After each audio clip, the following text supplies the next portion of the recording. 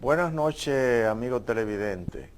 Ramón Francisco Martínez Peña, quien les habla, odontólogo, patólogo clínico y anatomopatólogo, le da la bienvenida con el programa La Boca. Usted puede marcar el 809-687-2770 para hacer su cita o llamar directamente al celular al 809-879-4574. Si usted tiene dientes que se mueven, encías que sangran, mal aliento, caries, si su lengua está blanca, negruzca, verdosa o amarillenta, y recuerde esto, para tenerlo siempre presente, que una manchita blanca o negra, un peladito, una llaguita, una bolita, un crecimiento, que tenga más de 15 días, hay que darle la importancia que tiene, aunque no le duela. Eso es importante porque son los síntomas principales como suele aparecer el cáncer en la boca. Es decir, que si usted tiene cualquiera de estas cosas que hemos mencionado, y aunque usted no tenga dolor y notó ese llaguite que pasan 15 días y no se ha curado, o notó ese peladito, o notó esa bolita, usted debe de hacer una consulta para que le digan qué es lo que usted tiene y qué se puede hacer como tratamiento, porque si llega a ser un periodo incipiente, es decir, que está empezando una lesión maligna, se atiende a tiempo y la tasa de curación es sumamente alta, porque vamos a hacer prevención ahí. No es lo mismo tomar una lesión de 3, 4 centímetros que resulta ser una neoplasia maligna, un cáncer, que tomarla apenas tiene 0.5 centímetros de diámetro mayor. Estamos ubicados en la calle Pedro Enríquez Ureña, número 83, en la Torre KP. Es un centro de especialidades médicas en la suite 305. Eso queda muy cerca del Centro Médico UCE, muy cerca de la Máximo Gómez. Trabajamos de lunes a viernes, mañana y tarde, y los sábados en la mañana. Bueno, vamos a ver nuestra primera imagen de algo que es sumamente frecuente, no solo en República Dominicana, sino también en el mundo entero. Muchas veces las personas dicen, yo tengo como esa encía hinchada y también está sangrando. Pero miren que hay un aumento de volumen, de tamaño de la encía aquí y por aquí también, inclusive ha perdido su morfología en cuanto que llena el espacio interdentario, lo está desbordando. Aparte de eso está muy roja, se perdió el punteado, está edematosa, es una encía flácida. Miren aquí cómo se ve ya la parte marginal también, y esa forma de punta de lanza que todavía se conserva aquí, ya no se observa aquí.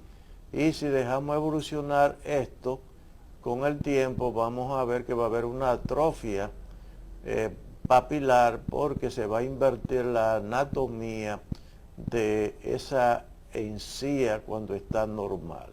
Es decir, que esto va a terminar en la zona que termina de una manera más aguda con una necrosis o muerte del tejido. Pero ¿qué hace la gente cuando una encía está hinchada, cuando una encía está agrandada, cuando una encía está sangrando? Empieza a preguntar al que está más cerca, al familiar, al amigo, al compadre, a quien sea. Y después, si no le dan una respuesta satisfactoria según el criterio y la formación que tenga esa persona, acude a una farmacia. Si no antes ha empezado a hacer agua tibia con sal, que aquí le encanta para solucionar todos los problemas que hay en la boca, o si aplicó sábila. La comadre me dijo que la sábila, eso es un cuchillo para eso. Y agua oxigenada, y bocará, y todas las cosas del mundo. Hace unos años, yo tuve una paciente con una encías muy parecida a la que estoy pasando en este momento. Yo decidí hacerle a la paciente, le indiqué un examen de laboratorio donde especificaba un hemograma completo que lleva tiempo de coagulación, tiempo de sangría, tiempo de protrombina, también un anti-HIV.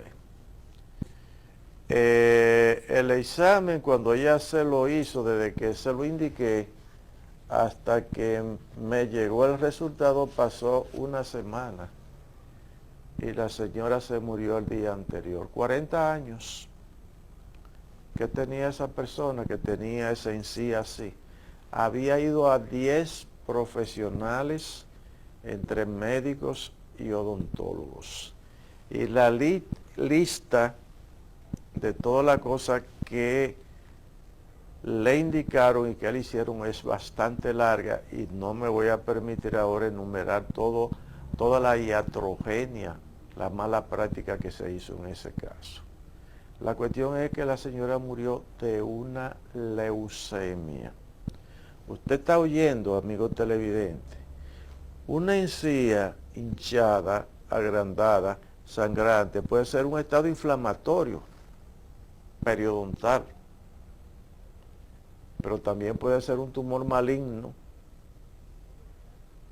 de la sangre, para que usted me pueda entender, como puede ser la leucemia. Y esa leucemia, cuando se ve el recuento en la química sanguínea de los glóbulos blancos, si usted tiene unos glóbulos blancos que tienen que estar en el rango de alrededor de 9.000 y usted encuentra que hay 20.000 o 30.000, usted tiene que sospechar y mandar a ese paciente a un hematólogo, y lo más probable es que haya que hacer una punción externar para confirmar el diagnóstico de leucemia. Esta paciente murió porque fue una leucemia aguda. Esa mata más rápidamente porque hay un tipo que es crónica. Y desde el punto de vista de las figuras hematológicas, hablando propiamente dicho, pues podemos tener ahí linfocitos, monocitos, es decir, una leucemia linfocítica, una leucemia monocítica, etcétera, etcétera, etcétera. Pero óigase bien, porque va a ser muy difícil que una persona se muera de un estado inflamatorio de la encía, a no ser que se deje complicar, tenga una enfermedad periodontal, que tenga un maxilar superior, y que se produzca un evento de un accidente cerebrovascular, que mucha gente no sabe aquí, que por un problema de la encía también se puede morir sin que sea cáncer, porque el estado inflamatorio pasó por vía sanguínea y llegó al cerebro, y tenemos un accidente ahí cerebrovascular. Eso sucede, y ha sucedido. Inclusive hay muchísima gente que muere de problemas de la boca que jamás se imaginaron que murieron de esto. Porque es que aquí no hay una cultura de patología y se pasan muchas cosas por alto, muchas cosas de manera superficial que se tratan. Entonces, no es verdad que usted, en este caso de estas encías, así como están, usted se va a curar haciendo bocarabuche de alumbre, buche de agua con sal, aplicándose nada más agua oxigenada. Este tipo de pacientes con esta gingivitis úlcero-necrotizante aguda, que está bien fea, pero hay casos peores que generalmente se ve en ese paciente caquético. Es un paciente con deficiencia proteínico-calórica, con deficiencia alimentaria y con una mala higiene. Entonces, aquí hay un protocolo de procedimiento. Yo necesito tener una radiografía panorámica, yo tengo que hacer un examen clínico de ese paciente, yo tengo que examinar dientes por dientes, encía por encía, tengo que hacer un sondaje periodontal para saber si hay bolsas periodontales, que cuando la encía se despega, porque se pierde la adherencia de los hemidesmosomas. Los hemidesmosomas son unas partículas histológicas infraestructurales que inicialmente a través de la microscopía óptica fueron descritos como tonofilamentos para indicar los mecanismos de unión entre una célula y otra. Y se llama tonofilamento porque esos parecían como unos flequitos que se producían entre una célula y otra. Y así se estuvo hablando muchísimo tiempo. Si tenemos una célula aquí, y este es el núcleo, y aquí hay una célula vecina con su núcleo también, el conjunto de células junto con las estructuras colágenas va a formar los tejidos. Entonces todos esos microfilamentos que venían de una parte y de otra constituían el hemidesmosoma, que un hemidesmosoma de una célula con el otro hemidesmosoma de la otra célula, entonces eso forma el desmosoma. Cuando nosotros vemos esto en microscopía electrónica, lo que vamos a ver es una imagen electrodensa a este nivel. Cuando no existía el microscopio electrónico, pues no se tenía ni idea de cuál era la morfología infraestructural de estas imágenes. Yo hice 3 trabajos de microscopía electrónica aquí en este país, en el primer microscopio electrónico que llegó, que fue el Instituto de Estudio Biomédico, que fue fundado por el doctor Sergio Bencosme, que en paz descanse, y donde junto con el doctor Santiago Collado, que es hematólogo y oncólogo, ese es el médico de Álvaro Albero Hijo, para que ustedes sepan. Él era que me manejaba ese microscopio electrónico procedente de Canadá, y presentamos un trabajo en un congreso mundial de odontología en Madrid, en España. También presenté unos trabajos en un congreso latinoamericano invitado por la Asociación Latinoamericana de Cirujanos en Caracas. Eso se hizo en el Anauco Hilton. Nos alojaron en el Caracas Hilton, había que pasar por un túnel por debajo de la calle que unía el Caracas Hilton con el Anauco Hilton. Y así también presentamos un trabajo aquí en una jornada odontológica que nosotros hicimos 100 biopsias en niños con malnutrición severa. Eso fuimos al hospital, lo que usted conoce como Hospital Angelito, que es el hospital pediátrico más importante que tiene este país. Entonces hicimos 100 biopsias en estos niños.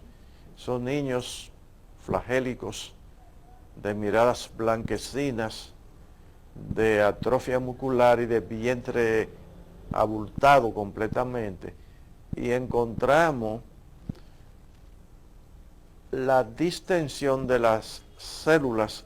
Hicimos un estudio de microscopía óptica y electrónica y encontramos muchas veces ausencia de desmosoma por la carga patológica de agua. Son niños que tienen anasarca, que es un edema generalizado de todo el cuerpo. Entonces, fíjense ustedes todas las cosas que pueden pasar en las encías.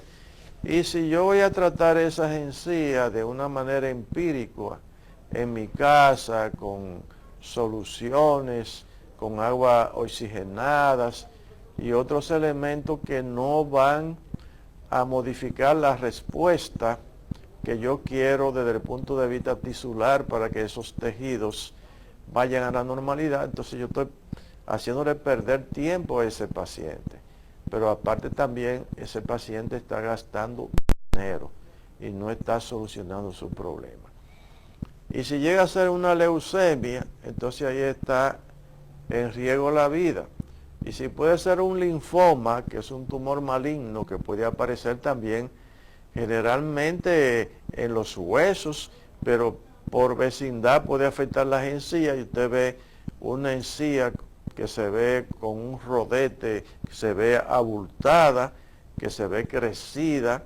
Entonces, imagínese usted, ese es un paciente que va a pasar por su mano, y cuando el paciente ve que no tiene solución en la mano de un profesional, ¿qué va a hacer? Ya está cansado de dar viajes y de gastar dinero, pues entonces va a buscar una segunda o tercera consulta, si no es que en el interín pierde la vida, porque se ha hecho un diagnóstico tardío y entonces el paciente tiene ya foco metastásico. Ya el paciente tiene metástasis, ya esas células neoplásicas malignas fueron vehiculizadas a través del torrente linfático. Miren, los carcinomas, que son tumores malignos de tipos epiteliales, producen metástasis por vía linfática y los carcinomas por vía sanguínea.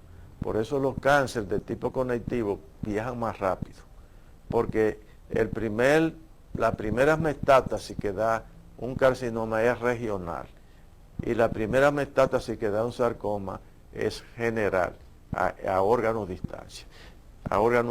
Entonces miren cómo se va complicando las encías, ya aquí hay una situación más generalizada y así nosotros podemos llegar. Es una boca chatarra, es una boca muy descuidada, es una boca muy abandonada, es la gran olvidada. Ese tipo de boca es la gran olvidada. Entonces ya aquí tenemos una inversión de la anatomía de las papilas, una papila trunca que no tiene, lo que tiene es una necrosis aquí en la papila, lo mismo una necrosis en la papila acá. Pero cuando estos problemas son serios, el paciente hace una gingivoestomatitis, porque no solo afecta las encías, sino afecta toda la mucosa de la cavidad bucal. Y el caso es más complejo. Esas mismas ulceraciones que son de tipos agudas, porque hablamos de úlceras en las entidades crónicas y ulceraciones en las entidades que son agudas, como lesiones elementales que utilizamos tanto en el aspecto del diagnóstico clínico como en la histopatología. Las lesiones de la clínica, del diagnóstico clínico, las lesiones elementales tienen un nombre y de la anatomía patológica o de la histopatología tienen otro tipo de nombre. Yo no puedo decir aquí hay una queratosis porque una queratosis es una denominación histopatológica, ni puedo decir hay una hiperkeratosis o una hiperortokeratosis o una hiperparaortokeratosis porque son terminología de la anatomía patológica. Es decir, son terminología cuando yo hago una biopsia y yo la examino al microscopio. Entonces, puedo sí llamar de esa manera porque son lesiones elementales propias de la biopsia cuando se hace el estudio al microscopio, cuando se hace la microscopía. Entonces, esto va a necesitar un hemograma completo, previo a haber hecho un examen clínico, un sondaje de las encías, tener una radiografía panorámica, pero lo más importante de todo es la educación que se le da al paciente. Yo no hago nada con hacer ahí un rapado y curetaje y arizado radicular si yo no instruyo a ese paciente, si yo no le doy educación a ese paciente, si yo no le digo al paciente qué es lo que está produciendo este problema, que es una deficiencia del cepillado, una deficiencia en la higiene, y aparte de la deficiencia en la higiene, un paciente que está malnutrido, entonces yo tengo que cubrir como tratamiento esos dos aspectos. Primero yo tengo que lograr una motivación para que ese paciente se cepille de manera adecuada, enseñarle y demostrarle un modelo de estudio cómo tiene que cepillar, enseñarle las técnicas de tipo periodontales apropiadas para eliminar la placa bacteriana. Entonces, hay que hacer muchas veces en estas situaciones gingivoplastía y hay que hacer rapaje y curetaje de orden que puede ser supragingival o infragingival de acuerdo al criterio que vayamos a tener después de haber hecho un estudio pormenorizado. Y entonces este paciente hay que indicarles polivitamínicos, hay que indicarles proteínas. Es un tratamiento integral para poder conseguir mejores resultados, porque si no la cosa se va a ir complicando. Miren aquí los focos de necrosis con hemorragias ya de mucho tiempo que se han producido aquí hay recesión gingival, hay agrandamiento de las encías, encía edematizada, más recesión gingival, una encía sumamente agrandada, un rodete en la encía marginal. Todo esto está complicado. Fíjense cómo se ve oscuro todo esto, porque aquí ya hay una hemorragia de cierto tiempo y todo ese tejido se está muriendo.